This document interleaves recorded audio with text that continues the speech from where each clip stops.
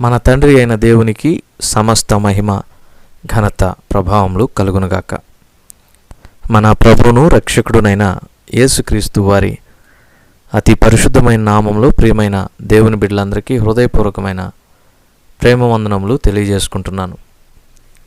దేవుని పరిశుద్ధ గ్రంథంలో నుండి సంఖ్యాకాండం 3వ అధ్యాయం 1వ వచనం నుండి 13వ వచనం వరకు ఉన్న వాక్య భాగాన్ని ధ్యానం చేద్దాం. 1వ వచనం నుండి 4వ వచనం వరకు ఉన్న వాక్య భాగాన్ని చదువుకుందాం. యెహోవా సీనాయి కొండ మీద మోషేతో మాట్లాడిన నాటికి అహరోను మోషేల వంశావళులు ఇవే. అహరోను కుమారుల పేర్లు ఏవనగా తొలుత పుట్టిన నాదాబు, అబీహు, ఎలియాజరు, ఈతామారు అనునవే. ఇవి అభిషేకము నుండి యాజకులైన అహరోను కుమారుల పేర్లు. వారు యాజకులగునట్లు అతడు వారిని ప్రతిష్ఠించెను. నాదాబు, అబీహులు సీనాయి అరణ్యమందు యెహోవా సన్నిధిని అన్యాగ్ని నర్పించినందున వారు యెహోవా సన్నిధిని చనిపోయిరి. వారికి కుమారులు కలగలేదు గనుక ఎలియాజరు, ఈతామారును తమ తండ్రి అయిన అహరోను ఎదుట యాజక సేవ చేసిరి. దేవుడు ఈ కొద్ది మాటలను మన కొరకు దీవించునుగాక. ప్రభునందు ప్రియమైన సహోదర సహోదరులారా, చదవబడిన ఈ వాక్య భాగాన్ని మనం గమనించినప్పుడు ఇక్కడ లేవీయుల విధానమును దేవుడు వివరిస్తూ ఉన్నారు.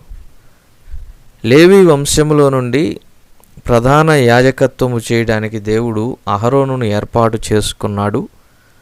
అహరోను యొక్క కుమారులను అహరోను తర్వాతి యాజకులనుగా కూడా దేవుడు ఏర్పాటు చేసుకున్నాడు. అహరోనుకు 4 కుమారులు, నాదాబు, అబీహు, ఎలియాజరు, ఈతామారు. ఈ 4 కుమారులలో 2 కుమారులు నాదాబు, అబీహులు ఏం చేశారంటే, దేవుడు వారిని యాజకులుగా ప్రతిష్ఠించి కొన్ని గంటలు కూడా కాకముందే వారు దేవునికి అన్యాగ్నిని అర్పించారు. ఎప్పుడైతే ఆ అన్యాగ్నిని దేవునికి అర్పించాలని వారు చూచారో అది అపవిత్రమైన కార్యము. మన దేవుడు రోషము కలిగిన దేవుడు గనక ఆ అన్యాగ్నిని అర్పించటానికి సమీపించిన నాదాబు, అబీహులను ఆయన మొత్తినందున వారు దేవుని సన్నిధిలో చనిపోయారు. ఇక మిగిలింది అహరోనుకు 2 కుమారులు మాత్రమే. ఈ నాదాబు, అబీహులకు ఎలాంటి సంతానం లేదు.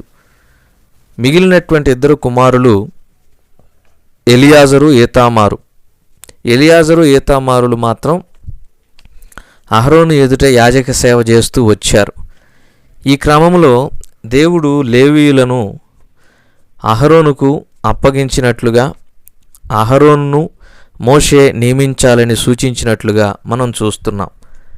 సంఖ్యాకాండము 3వ అధ్యాయం 5వ వచనం నుండి మనం చదివినప్పుడు 10వ వచనం వరకు చూడగా, సంఖ్యాకాండములో 3వ అధ్యాయం 5 నుంచి 10 వచనాల్లో దేవుడు ఏ విధంగా లేవీయులను ప్రత్యేకించాడు, వారి బాధ్యతలేంటి అనే విషయాన్ని తెలియచేస్తున్నట్లుగా మనం చూడగలం. ప్రభునందు ప్రియమైన వారులారా, గమనించండి. ఇక్కడ లేవీయులకు దేవుడిచ్చిన ప్రధానమైన బాధ్యత ఏంటంటే, దేవుని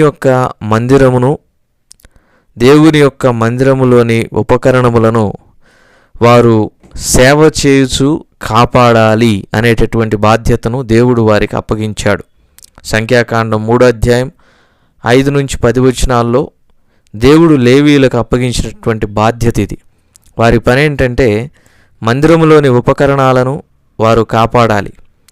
మందిరములోని ఉపకరణాలు పాడు కాకుండా, తస్కరించబడకుండా అంటే దొంగిలించబడకుండా, మందిరములోని ఉపకరణాలు విరిగిపోకుండా, పగిలిపోకుండా, మరువబడకుండా వాటిని జాగ్రత్తగా చూసుకోవాల్సిన బాధ్యత లేవీయులది. ప్రభునందు ప్రియమైన వారులారా, మన చేతి కష్టార్జితం మేరకు మనం కొనుక్కునేటటువంటి ఏ వస్తువైనా కూడా దేవుడు ఆ కష్టార్జితమును ఆశీర్వదించి మనకు ఫలంగా ఈవిగా ఇచ్చినదేనమాట. ఏ వస్తువైనా మీరు తీసుకోండి, అది కారు కావచ్చు, లేదంటే బైక్ కావచ్చు, ఇంట్లో ఉన్నటువంటి వస్తువులు కావచ్చు, ఏదైనా సరే దేవుడు మన కష్టార్జితమును ఆశీర్వదించి ఆ వస్తువును మనకిచ్చాడని మనం జ్ఞాపకం పెట్టుకోవాలి.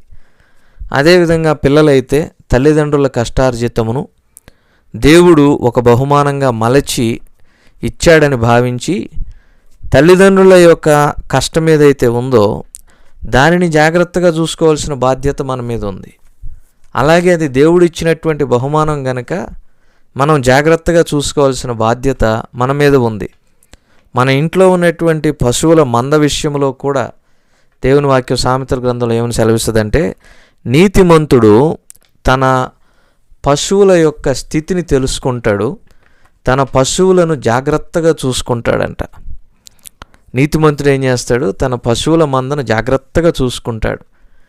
దేవుడు ప్రేమించి ఇచ్చిన వస్తువు అది 5 రూపాయలదైనా, 10 రూపాయలైనా, 20 రూపాయలైనా, 1,00,000 రూపాయలైనా, 1,000 రూపాయలైనా, కోట్ల రూపాయలైనా, ఆ వస్తువులను జాగ్రత్తగా చూసుకొనుట మన బాధ్యత. కేవలము సంఘములోని ఉపకరణాలు అనగా ఇక్కడ మనమే సంఘములోని దేవుని సేవ చేసే ఉపకరణాలం. క్రొత్త నిబంధన ప్రకారం మనల్ని మనం జాగ్రత్తగా చూసుకుంటూ అపోస్తుల కార్యాలు 20వ అధ్యాయం 28వ వచనం ప్రకారం దేవుడు మనలను ప్రేమించి ఇచ్చినటువంటి బహుమానములను, వస్తువులను జాగ్రత్తగా చూసుకుంటూ మన ప్రవర్తనను జాగ్రత్తగా చూసుకుంటూ దేవునికి మనం పరిచర్య చేయాల్సిన వారంగా ఉంటున్నాం. లేవీయులు ఎలాగున్నారు? మందిరములోని ఉపకరణములను దాన్ని సేవ చేయుచు కాపాడేటటువంటి బాధ్యతను కలిగి ఉన్నారు. మన జీవితంలో మనం కూడా ప్రభునందు ప్రియమైన వారలారా మన సంఘము యొక్క ప్రతిష్టను పెంచేవారంగా ఉండాలి, కానీ భంగపరిచేవారంగా ఉండకూడదు. కొంతమంది వలన సంఘానికి ఉన్నటువంటి మంచి పేరు పోతుందండి. బహుశా వారి యొక్క సాక్ష్యం సరిలేకపోవటం వలన, ప్రవర్తన సరిగా లేకపోవటం వలన, మాదిరి లేకపోవటం వలన. ఎందుకంటే దేవుడు మనలను ప్రేమించి ఒక సంఘములో అంటుకట్టినప్పుడు ఆ సంఘమునకు మంచి పేరు తీసుకొని రావాల్సిన బాధ్యత మన మీద ఉంది. ఆ సంఘానికి చెడ్డ పేరు అయితే మాత్రం తీసుకొని రాకూడదు. సంఘానికి వీలైతే మంచి పేరు తీసుకొని రావాలి. మన వలన సంఘానికి చెడ్డ పేరు రాకూడదు. ప్రభునందు ప్రియమైన వారలారా, ఇది జ్ఞాపకం పెట్టుకోండి. మందిరమును కాపాడాల్సిన బాధ్యత, మందిరములోని ఉపకరణాలను కాపాడాల్సిన బాధ్యత యాజకులైన లేవీయులది. 1 పేతురు 2:9 ప్రకారం మనమందరం కూడా ఎవరము? యాజకులమే. కాబట్టి మందిరము యొక్క పేరు, సంఘానికి ఉన్నటువంటి మంచి పేరు ఏదైతే ఉందో దాన్ని మనం చెడగొట్టకూడదు.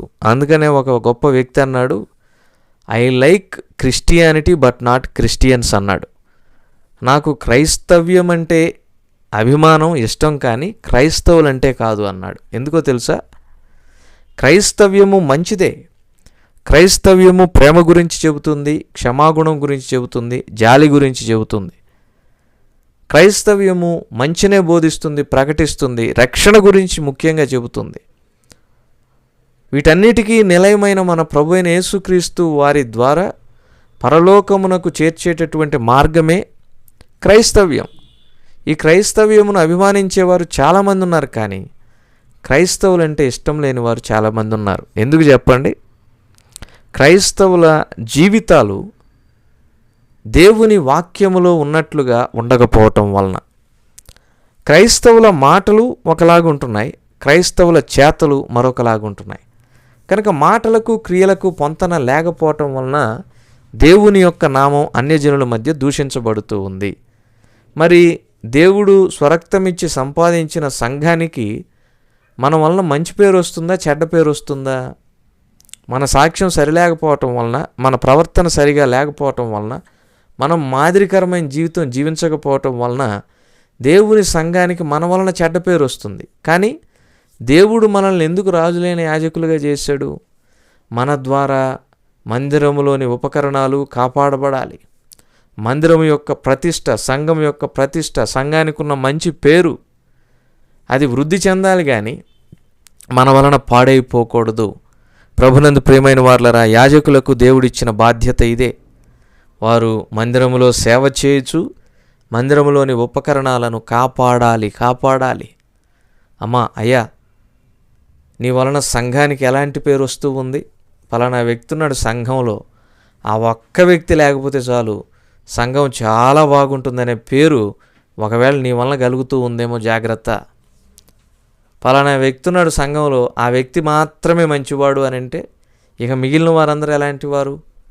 ఇలాంటి వాతావరణం కాదండి ఉండాల్సింది. సంఘము యొక్క పేరును కాపాడే బాధ్యత ప్రతి సంఘస్థుడి మీద ఉంటుంది. కాబట్టి జాగ్రత్త సుమ.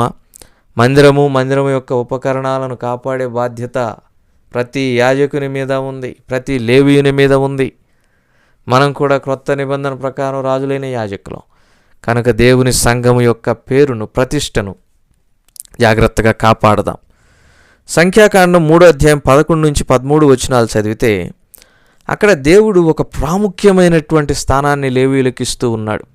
అదేంటంటే, దేవుడు ప్రతి సంతానములో తొలిచూలు పిల్లను ఆయనకు ప్రతిష్ఠించి ఆయన వశము చెయ్యాలని ఆజ్ఞాపించాడు. జంతువుల్లో కావచ్చు, పశువుల్లో కావచ్చు, మనుషుల్లో కావచ్చు, ప్రతి తొలిచూలు పిల్ల దేవునిదంతే. ప్రతి తొలిచూలు సంతానం దేవునికి ప్రతిష్ఠితం. మరి దేవుడు ప్రతి సంతానములో అంటే 12 గోత్రాల సంతానములో ప్రతి గోత్రములో నుండి, పశువుల్లో నుండి ఆయన తొలిచూలు సంతానం నాకు ప్రతిష్ఠితం అన్నాడు కదా, దానికి మారుగా లేవీయులను ఆయన ప్రతిష్ఠించి ఈ తొలిచూలు సంతానం అర్పించాల్సినటువంటి పని లేకుండా దేవుడు చేస్తూ ఉన్నట్లుగా మనం చూస్తున్నాం. ప్రతి గోత్రములో నుండి తొలిచూలు సంతానం దేవునికి ప్రతిష్ఠించని అవసరం లేకుండా ఆ తొలిచూలు సంతానం అంతటికీ మారుగా దేవుడు లేవీయులను మరి ఎన్నుకున్నట్లుగా, ప్రత్యేకించినట్లుగా సంఖ్యాకాండం 3:11-13 వచనాల్లో మనం చూస్తున్నాం. చూడండి, లేవీయులకు ఎటువంటి ధన్యకరమైన అవకాశం, ఎటువంటి ధన్యకరమైనటువంటి ఆశీర్వాదమును దేవుడిస్తున్నాడు. ప్రతి తొలిచూలు సంతానము నాది అని పలికిన దేవుడు అంటూ ఉన్నాడు, ఆ జంతువుల్లో కానీ, ఇశ్రాయేలీల సమాజములో కానీ ఆ ప్రతి తొలిచూలు సంతానమునకు మారుగా నేను లేవీయులను మరి ప్రత్యేకపరుస్తున్నాను అన్నాడు. ప్రతి తొలిచూలు సంతానమునకు మారుగా ఇప్పుడు ఎవరు దేవుని కొరకు ప్రతిష్ఠించబడ్డారు? లేవీయులు ప్రతిష్ఠించబడ్డారు. అమ్మా, అయ్యా, యాజకుని బాధ్యత అనంటే అది మామూలు విషయం అనుకోనేరు. ఇవాళ నువ్వు నేను రాజులైన యాజకులముగా చేయబడ్డామంటే అదేదో ఒక సాధారణమైనటువంటి విషయం అనుకునేరు. ఒక యాజకుడు ఎలాంటి బాధ్యత కలిగి ఉంటాడో, ఒక యాజకుడు ప్రతిష్ఠించబడటం వెనకాల ఎలాంటి మరి కట్టడలు, నియమ నిబంధనలు ఉంటాయో చూసినప్పుడు మనకు ఆశ్చర్యం కలగక మానదు. మనము ప్రార్థించినంత సులభం కాదు, చదివినంత సులభం కాదు, జ్ఞాపకం చేసుకున్నంత సులభం కాదు రాజులైన యాజక సమూహం అనే మాట. ఒక యాజకుడు ఎలాంటి బాధ్యతను కలిగి ఉంటాడో మనం చూచినప్పుడు ప్రభునందు ప్రియమైన వారలారా, దేవుడు తొలిచూలు సంతానమునకు మారుగా లేవీయులు నా వారయుందురు అంటున్నాడు. చూడండి, మిగిలిన సంతానములో, మిగిలిన గోత్రములో తొలిచూలు సంతానము దేవునికి ప్రతిష్ఠించాల్సిన అవసరం లేకుండా వారందరికీ మారుగా లేవీయులు, లేవీ సంతానము దేవునికి మరి ప్రతిష్ఠితమైనట్లుగా మనం చూస్తున్నాం. ప్రభునందు ప్రియమైన సహోదర సహోదరులారా, దేవుడు ఎంతగా ప్రత్యేకించాడో మనల్ని, ఎంతగా వేరు చేశాడో మనల్ని కదండి. ఇక్కడ ఒక విషయాన్ని గమనించాలి. అలాంటి యాజకత్వ స్థానంలో ఉన్న సేవకులు, నేటి దినాన సంఘాల్లో ఉన్న సంఘ పెద్దలు మన కొరకు ఎంతగా ప్రయాసపడుతున్నారో, నలిగిపోతున్నారో ఎప్పుడైనా ఆలోచన చేశామా? వారు యాజకత్వము చేస్తూ దేవుని మీద ఆధారపడి ఎంతగా మరి కుమిలిపోతున్నారో, నలిగిపోతున్నారో ఎప్పుడైనా ఆలోచన చేశామా? మన సంఘ పెద్దలను, సేవకులను ఎప్పుడైనా సన్మానించామా, గౌరవించామా? వారి మాటలకు ఎప్పుడైనా విధేయత చూపించామా? వారికి లోపడ్డామా? వారిని ఎప్పుడైనా ఆత్మీయ తండ్రులుగా మనం చూసామా? ఒకసారి ఆలోచన చేయండి. ఒక వ్యక్తి మనకు యాజకత్వం చేస్తూ ఉన్నాడు అని అంటే, దేవుని సంఘములో మన పక్షాన యాజకత్వం చేస్తున్నాడు, దేవుని సంఘంలో దేవుడు నియమించినటువంటి యాజకుడిగా ఉంటూ యాజకత్వం చేస్తున్నాడంటే ఆ వ్యక్తి ఎంతో త్యాగము, ఎంతో సమర్పణ ఇవన్నీ కలిగి ఉంటేనే ఒక యాజకుడు అవుతాడు, యాజకత్వం చేయగలుగుతాడు. ప్రభునందు ప్రియమైన వారలారా, మనందరికీ మారుగా మన సేవకులను, పెద్దలను దేవుడు మన పైన కాపురులనుగా నియమించి మన యొక్క ప్రార్థన అవసరతల కొరకు వారు ప్రయాసపడే స్థానంలో దేవుడు ఉంచాడు. మరి లేవీలంటే చిన్న విషయం కాదు, యాజకులు